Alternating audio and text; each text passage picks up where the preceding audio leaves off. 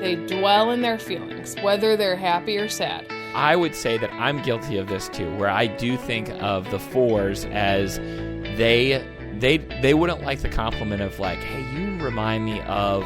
They say clearly what I felt vaguely, so they can put into words your feelings even on a different level, like poetry.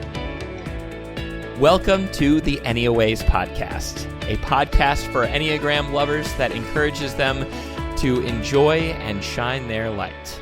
Yes, Enneagram lovers and even seekers, people who have never heard of this before. Absolutely. We're talking to everybody who's just curious and here. Maybe they were just fans of me and you. That may be true. I'm Zach, and I co-host this with my wife, Laura. She is a certified Enneagram coach, a nurse, and by day I do radio. Yes, and we are excited to start today's podcast, wrapping up the Heart Type series, all about the 4, which is the Individualist. It's a very complex number on the Enneagram.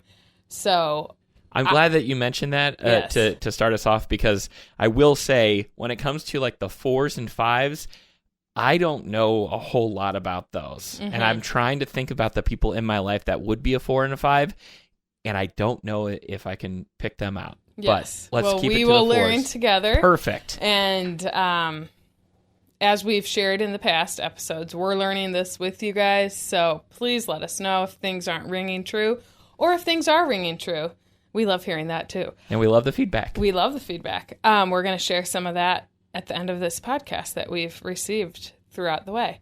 So lightning round questions I get to do today. So Zach, since summer is quickly approaching, describe your favorite summer day. My favorite summer day Yes. is a day where I already have the lawn done, and I don't have to focus on I'm that. just like, I made a face. You think I want to I do the just lawn can't on a believe perfect that's summer the day? first thing that comes to your mind. Perfect summer day. Is the lawn done? Well, I'm just thinking that like the activities around the house is clean, the lawn is done, there's no laundry to do, and it's just being able to say, hey, you know what? I'm going to go to the beach. I'm going to go and I'm going to drive there with my family. Might hit up one of like either Silver Beach or New Buffalo, wherever it is around there on like Lake Michigan, and then ending it with a good burger from Red Max. Oh my gosh. Were you going to say the same thing? So mine is definitely not, I don't care about the laundry. I don't do laundry. If someone can name this movie, I'm not going to say what it is. I will be your new best friend. I don't do laundry. I don't do diapers. Okay, that's all I'm saying. Is that Mrs. Doubtfire? I said, Oh, I'll be your new best friend. You're not supposed to tell them. okay. Anyways, that's what I thought of. I just can't believe I didn't know you cared so much about how the house was. I do. A little bit. Just like in the back of my mind, I think, okay. We're we not need to make complete sure- slobs to make No. this clear. I feel like this makes us look, we just spent a couple hours cleaning the house, actually. No, what I'm saying is like I want to make sure like we're all set and we're good to go for the week, because Okay. during the week I find it a lot harder to get some of that stuff done. Yes. So if it can be done during the week though, and instead of a weekend, then you can really enjoy your day. You asked me about the perfect Yes. summer day. Okay, so for me, I would not care what I have here. If I was like, if Zach said, hey, I can take today off, I'd be like, oh my gosh, this is amazing. I would start it with my Pure Barre class because I'm newly obsessed. So shout out to any bar workout people. Then we would gather up the kids.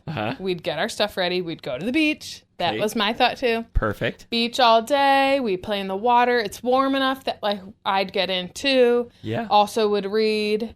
Maybe some Harry on the beach. You're talking about being at the beach with your kids though. Yeah, but they're going to play in the waves themselves. And me Not and you without are going to you. sit. No, they will. Okay. You haven't gone to the beach with them alone. I have. And then we will go to Red Max. Perfect. Perfect burger and come home, maybe go for a walk. Okay. Okay. That sounds like a really good day. Yeah. So next question, on a deeper note, if you could tell your 16-year-old self a piece of advice, what would it be? I would say research what you want to do. Like look into what you'd want to do in your life.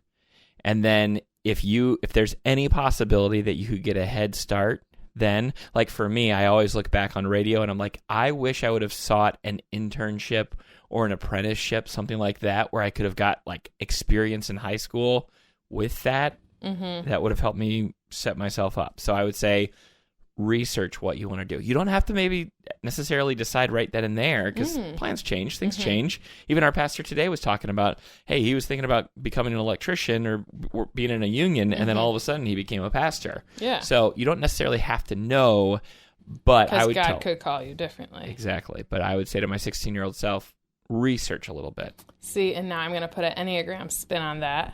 That would be tapping into your 5. Really? Yes, because they're the investigator. They want to know what's in store and know the things. Then we'll have that episode next. Yes. So for me, as I came up with the question, I didn't really think about my answer.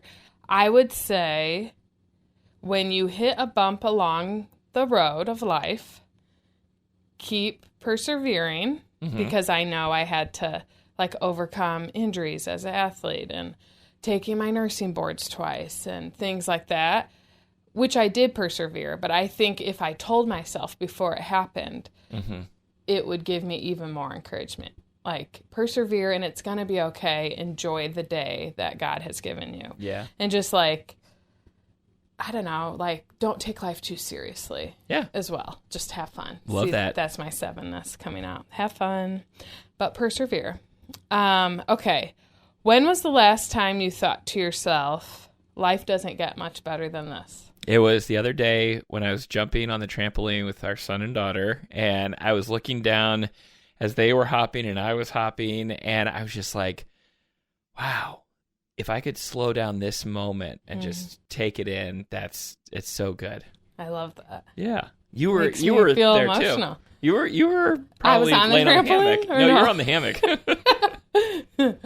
I love that. What about you? So when I came up with this question, it was like a week ago. So at that time, it was a different answer. But I feel like just yesterday when Hadley and I were running the Girls on the Run race, and my mom was with us, and just looking at her, and she just has the biggest smile, and she's so happy. And I just hope she can always like live life like that and just being her mother, and Jonah's of course as well. But just those moments as parents that Kids, really, they make it special. Yeah. And you do too, of course. No, I know. We're just out of that time in our life where our kids are, I feel like, the perfect age. Yeah, they are. Because they're age. like, they're old enough to be self-sufficient, but they're still too young to get into some of the heaviness of the drama.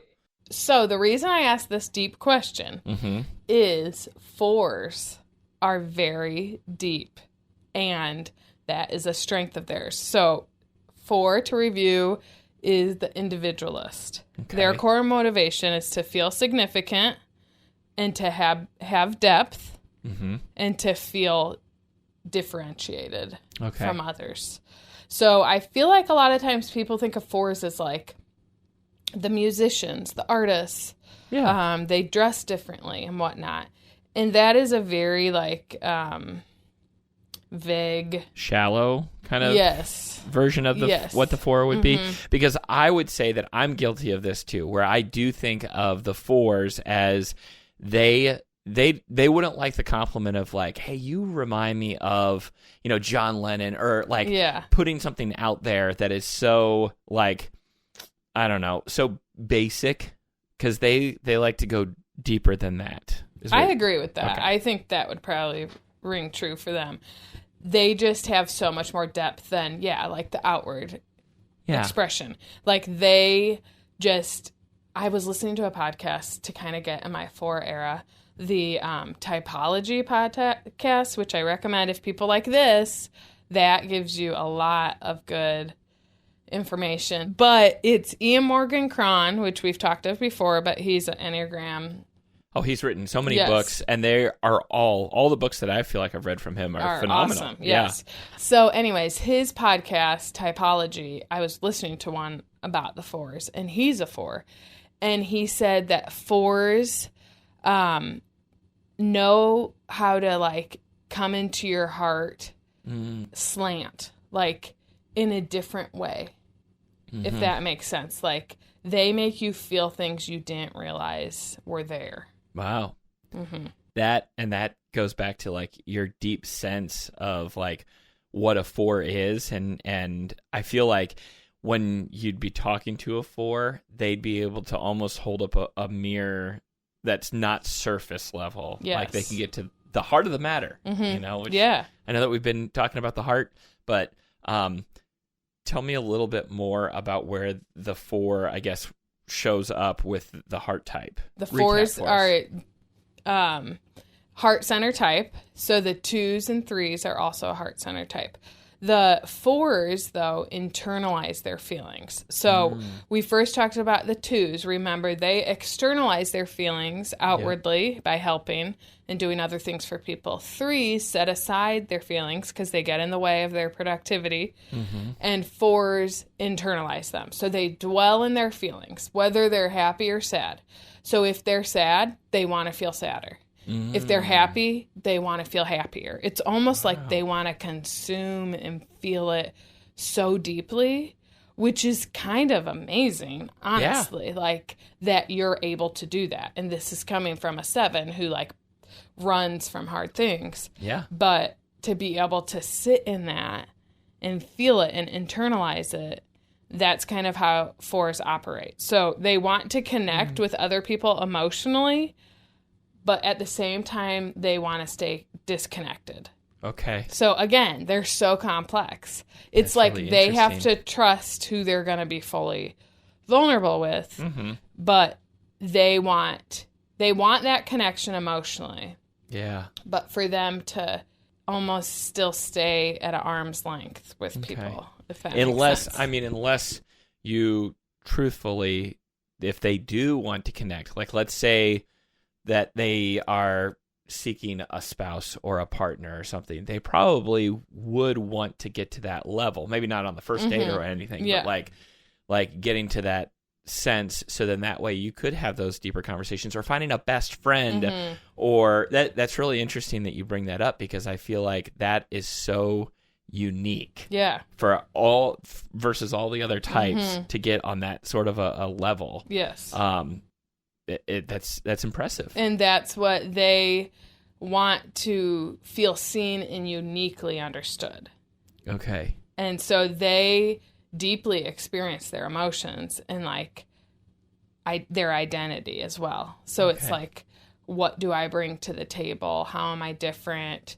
And they have different ways of expressing that, you know, like they, you know, you hear 4s are, like poetry. Yeah. Like I don't understand poetry, but to a 4, they can really like soak in the emotion of it or the emotion of art. Yeah. So it's like they're artistic because of their emotional intelligence. Yeah. And that's huge. That's really interesting of how they internalize those emotions and their heart emotions to the point of everything external seemingly can be internalized by that. Yeah. Which I find I'm jealous of that actually, because I have my favorite music and I have, you know, art that I like to look at or even movies, you know, if you consider those forms of art too. Yeah. But to be able to look at it on a deeper level, that's I'm kind of jealous. Yeah, it's like they have a different it. lens of their like glasses. That's cool. But one quote I wanted to say, again, from that podcast I listened to, they say clearly what I felt vaguely. So they can put into words your feelings even on a different level, like poetry really can do that. And just to, I feel like they open your eyes to different ways of like feeling things. Yeah, yeah. You know what I mean? Not just like thinking about things or seeing the way things are, but a different way to feel people's emotions. And my sister is a 4 actually. And that took a while to find her type because she was mistyped as a 9 because she is very easygoing and whatnot. Yeah. And then I was like, let me sit down and do this with you. Yeah. Because I just had this feeling that maybe there was something different that she would connect to on a deeper level. And it does like perfectly describe her. Like she is unique. And I think one thing that tripped her up in like identifying with the 4 initially was, has it always been natural for you to explore your emotions? And when I asked her that, she said no.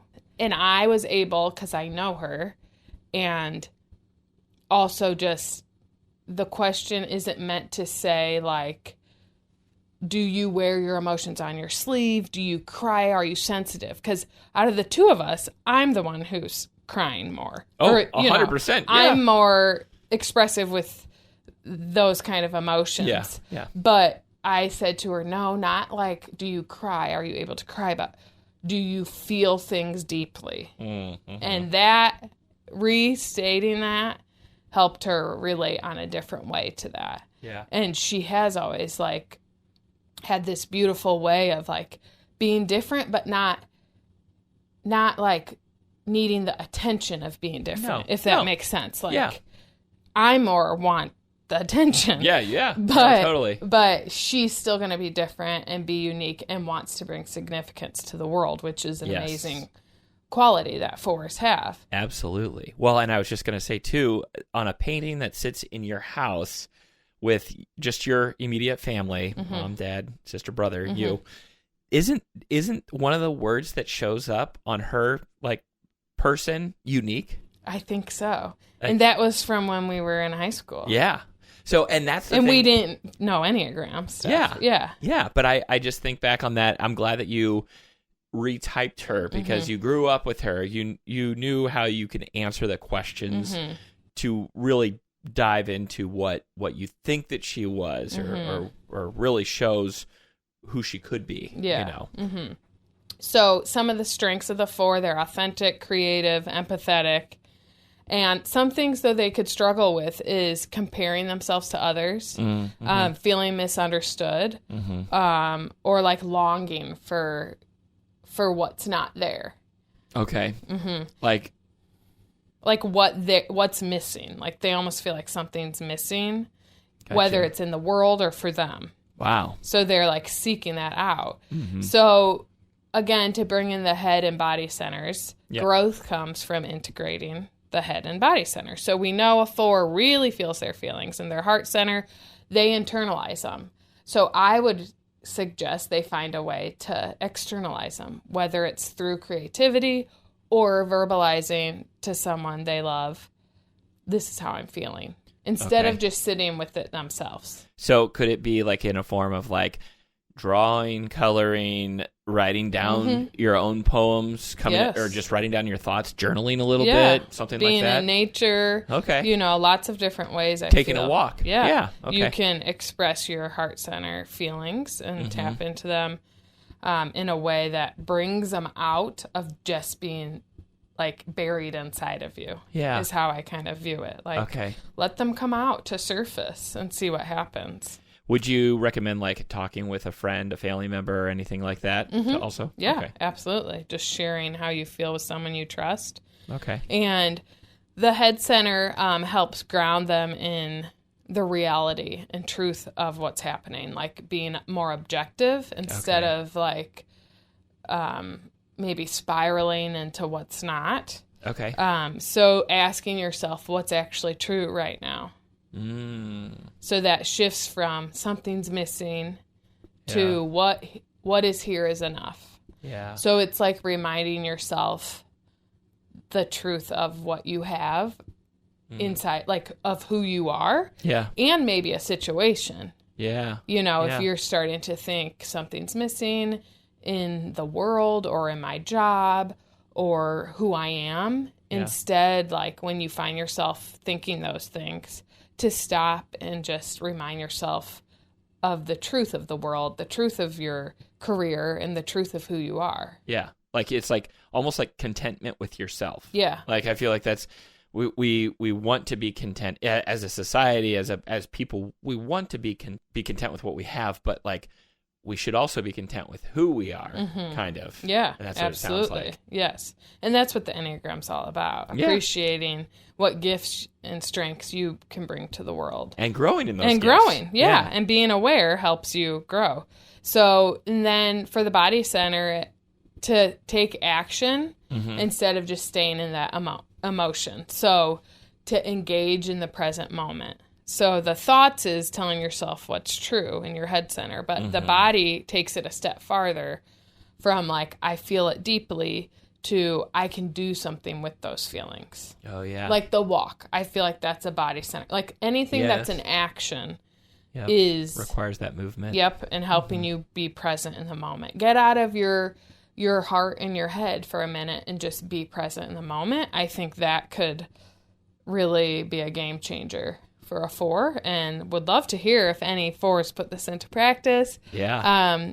And if it, changes maybe anything for you positively. Yeah. I'm also kind of curious, like if it resonates with a 4, and if one action would be to message you, feelingtypey@gmail.com, visiting your website and whatnot. That'd be taking an action to kind of write out your thoughts based on this episode. Yeah, it would be a really to let us know, because we'd love to hear. Yeah, if what we're saying actually makes sense. So recap: 4s, tap into that heart center and feel deeply. We love that you can do that. It's beautiful. I'm jealous because I think about like when I listen to music, and I like music for the beat and sometimes the words and the story that goes along with it, but I feel like a 4 can go into the song and feel what the artist was feeling when they were writing that song, which I think is kind of cool. That's super cool. Yeah.